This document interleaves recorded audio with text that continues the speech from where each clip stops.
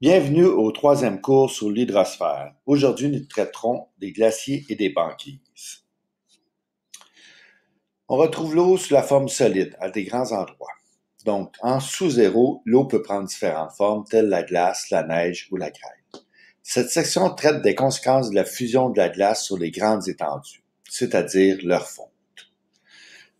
Qu'est-ce qu'un glacier? Un glacier est formé sur la terre ferme suite à des précipitations solides.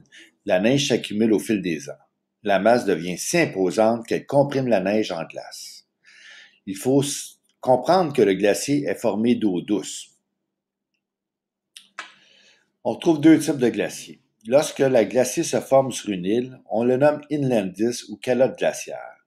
C'est le cas de l'Antarctique au pôle sud ou encore du Groenland plus dans le nord. Leur épaisseur varie de 1 km à 3 km d'épais. On retrouve ici la photo qui représente l'île du Groenland.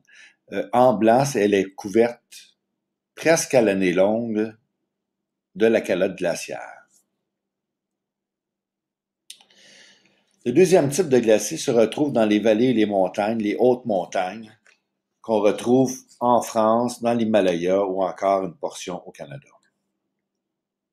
Par exemple, le Mont Blanc, la neige est accumulée pendant si longtemps qu'elle est perpétuelle, qu'elle ne fond jamais. On retrouve ici des alpinistes qui sont en train de la gravir. Les Himalayas sont connus comme les montagnes les plus hautes au monde et c'est une mer de glace qui ne fond jamais. Plus près de chez nous, le glacier de l'Athabasca en Alberta. On voit la lame de neige qui s'approche, mais en réalité, elle recule vers l'arrière de la photo car elle fond d'année en année. On peut voir sur place les démarcations pour voir l'historique du reculement de ce glacier. Ici, on voit un glacier qui s'est formé près des côtes de l'océan et il est en train de fondre en partie. Il y a certains blocs qui vont se détacher et former des icebergs. Un iceberg est une partie d'un glacier qui s'est détaché. Il est constitué d'eau douce et 90% du volume de l'iceberg est sous l'eau, c'est-à-dire qu'on en envoie seulement 10%. Voici une photo qui a été prise à Terre-Neuve, au Canada, d'un glacier qui doit mesurer environ la hauteur de l'école. Donc, imaginez qu'il est 9 fois plus grand sous l'eau. Une banquise, c'est quoi? C'est lorsque ça se forme dans les régions polaires et flotte à la surface. Par exemple, dans l'Arctique, la banquise peut atteindre 5 mètres et avoir une superficie d'environ 8 millions de kilomètres carrés. Souvent, la banquise se forme l'hiver et fond presque en totalité pendant l'été. Pendant la saison froide, l'eau de mer gèle à la surface. L'eau qui gèle disperse une partie de son sel dans l'eau plus profonde, c'est-à-dire que l'eau qui gèle, c'est de l'eau saumâtre. En dispersant son sel, la concentration en sel de l'eau sous la banquise augmente et sa masse volumique aussi. Nous traiterons de cet aspect dans la circulation océanique plus tard. Qu'arrivera-t-il s'il y a une augmentation de la température moyenne à la surface de la planète? Lors de sa fonte des banquises, c'est de l'eau saumâtre, de l'eau douce qui est libérée dans la mer. Il va y avoir un effet inverse, la concentration en sel diminue et la masse volumique de l'eau aussi. Sa fonte, par contre, n'a aucun effet sur le niveau des océans. Voici une petite simulation. Voici une banquise qui flotte, un Mr. Freeze, dans de l'eau. Et on peut noter le volume qui est de 453 millilitres. Lorsqu'il va arriver l'été, la banquise va fondre et se retrouver complètement dans l'eau mélangée. Et on peut voir que le volume n'a toujours pas augmenté.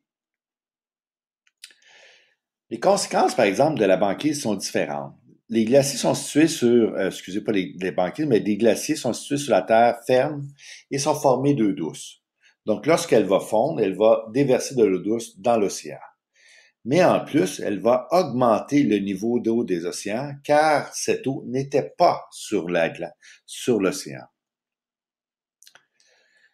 Mais qu'arrivera-t-il en réalité? Qu'est-ce qui nous toucherait? Selon le Climate Center, on essaie de limiter la hausse ou l'augmentation de la température au lieu d'atteindre 9 mètres, mais elle pourrait facilement atteindre 4,7 mètres d'ici 150 ans. Les villes les plus touchées seraient Miami et Miami Beach.